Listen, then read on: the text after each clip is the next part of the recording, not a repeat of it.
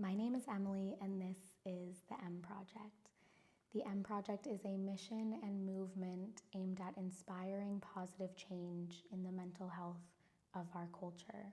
The M stands for mental health, mindfulness, and the meaning of life. And the M is also at the middle of the word human.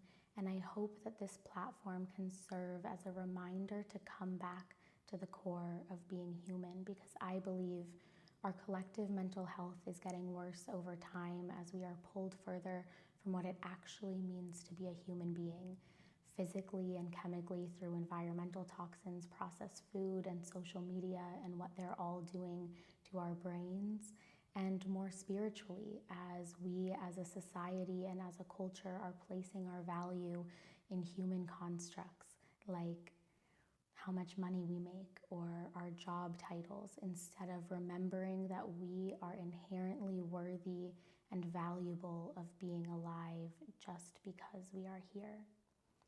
This is my way of showing my gratitude and giving back for the perspective that I have on life today, that sees life as a miracle, sees life as something that I get to do, that believes that I am worthy and valuable of being alive, and is in awe of that life, which is an almost opposite perspective of myself and of the world and of my role in it that I had just 5 years ago. And I feel like it's my duty to give back and to show my gratitude for that perspective, to speak to the version of myself 5 years ago that didn't want to be here, that felt like life was a chore and life was something that I had to do and life was something that I didn't want to do anymore. And to be open and honest and vulnerable with that experience, with everything I've learned, all the gifts that I've been given along the way that's transformed my perspective to the one that I have today, so that hopefully I can connect with someone who might be experiencing something similar or the same of what I experienced, and to show that there is hope and that you are worthy and that life is a miracle even when it doesn't feel like one. And so this isn't scripted. This is just me showing up honestly and authentically, and a promise to be as honest and authentic as possible in an effort to remove some of the shame and the blame that we systemically have around our mental health that I felt for so long. And in order to do that, I want to start by sharing what I believe is my story around my mental health and what led me to starting the M Project. So about 5 years ago, I was living a life that I feel like so many of us are living. I had a great job. I had a ton of friends. I was making a lot of money. I was successful by the means of society. And that was all I ever wanted. That's what I thought the goal was. I look back and I was a people pleaser. I was a perfectionist. I was a high achiever.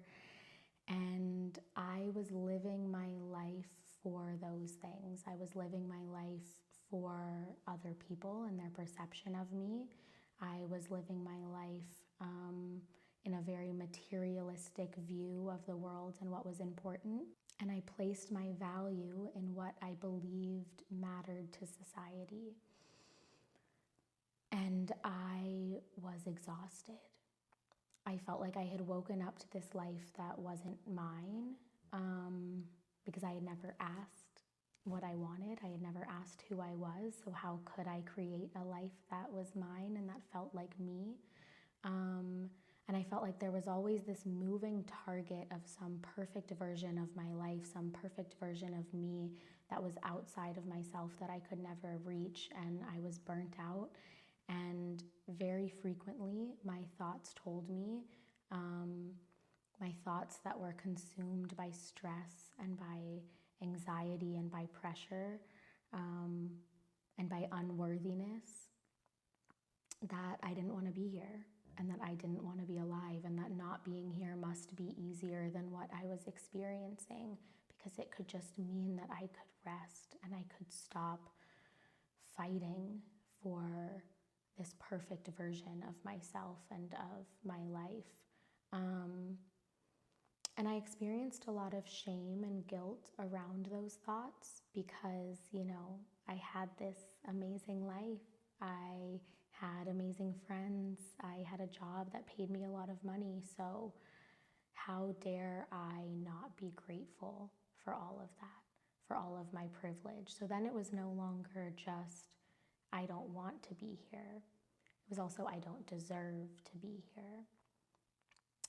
And at the time, it's interesting reflecting back and speaking about my mental health in this way, because at the time, I didn't know that I had mental health. I didn't know that I had thoughts. I just was them. This was just an accurate reflection of myself and my external reality, and it was fact. It was my identity. It was narration of my life that I had never had any reason to question. And by some miracle, I found meditation. I think I was so tired of being so stressed and tired and miserable, and I thought this would help. And I see it now as this spark and this glimmer of hope that still existed in me under all of the negative thought patterns, that did want to be here, that did want to be alive, that had hope that my experience could change. And for a while, I just was going through the motions. I sat down to meditate, to listen to the calm daily 10-minute meditation every single day, and I just existed in my thoughts for 10 minutes. And I went through my to-do list, and I went through the stress and the pressure. And then there was one day that I vividly remember that I did the same thing I had been doing every day for maybe a few weeks now. I sat down to do the calm 10-minute meditation, but this time was different. This time I actually felt my thoughts fade, and I felt this space between my thoughts, and I felt the peace that I had been craving. I felt the bliss and the peace and the lack of suffering that I was chasing in, my brain telling me that it didn't want to be alive, that it wanted to end the pain and the suffering. And I felt that, and I was alive. And then the thoughts started to come back in. And when the thoughts came back in, I saw them. I no longer just identified as them as I had for as long as I could remember. I was a witness of them. And I had discovered a new part of myself, and it made me question everything. Who am I? If I'm not these thoughts, if I'm this other thing, if I'm able to be a witness of my thoughts, then who am I? And that gave me enough space to really see my mental health, to see my thoughts, to observe them, and to ultimately realize that I wasn't them, which I attribute to saving my life. And with that space and with that clarity and with this new identity that wasn't these thoughts, that wasn't the negative thought patterns that didn't want to be here, I had enough space to start to discover who I was and start to discover the life that I wanted to create. And I quit my job within a few weeks, and I started working at a meditation startup because I wanted to share this gift that I believed saved my life with the world. And while going on this existential crisis and this spiritual awakening and this identification with this new part of myself that I now identify as consciousness, I became obsessed. I became obsessed with reading all the books, with listening to the podcasts, with meditating more, with finding breath work, and yoga, which had always for me just been fitness, but was now this tool to presence into this space, into this connection with a truer part of myself, with neuroscience, philosophy, spirituality, consciousness, all of these things I fell in love because they saved my life, because the mental health challenges still came. The thoughts, the programming that had been there for so long, they still showed up, but I no longer was them, and I no longer was afraid that they would control me because I could see them and I could notice them starting to fade and starting to have less fuel. And so of course I was obsessed, because my entire life had changed and it was brighter and it was more colorful, and I was curious, and I started to dive into what was the meaning of life for me. And I started to research mental health. I had enough space from it where I wasn't scared of it anymore, that I could actually learn about it. And I could learn why these thought patterns were coming up, and I could learn that they're influenced by my hormones, which were imbalanced at the time, by my gut, which was experiencing dysbiosis at the time, by chronic stress and fight or flight that I was living in for so long, by societal conditioning and programming, by social media, and then learning about how processed food and environmental toxins are causing inflammation in our brain, and then that can lead to symptoms of mental health. And I started to identify mental health as a symptom and not as me. And then I started to realize that my mental health wasn't my fault. I was no longer responsible for it. And I realized that I was accountable for it, but I was no longer responsible for it. And that removed the shame and the blame that I had for these negative thought patterns, for not wanting to be here, because they didn't mean that I was ungrateful. They didn't mean that I was privileged. They just meant that I was experiencing symptoms and challenges from this complex and toxic life that we're living. And so I'm on this whole journey of, being curious about life and consciousness and mental health, and really healing and regulating my nervous system and prioritizing above all else my mental health, and wanting to share that with the world. And in my first year of working at the meditation startup, I lost not one, but two close friends that I grew up with to suicide. RJ and T.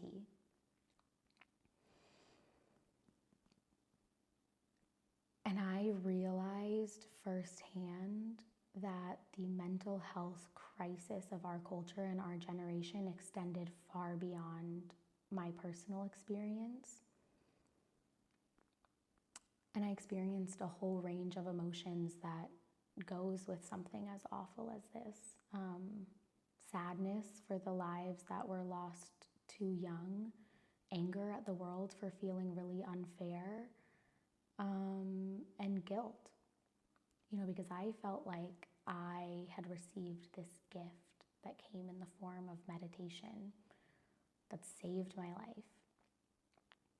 And I was saying that I wanted to share that with people and that I wanted to share it with the world, and I didn't share it with my friends.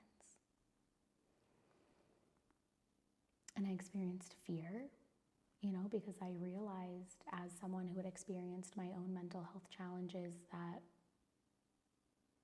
that was a very real and possible outcome of those thought patterns.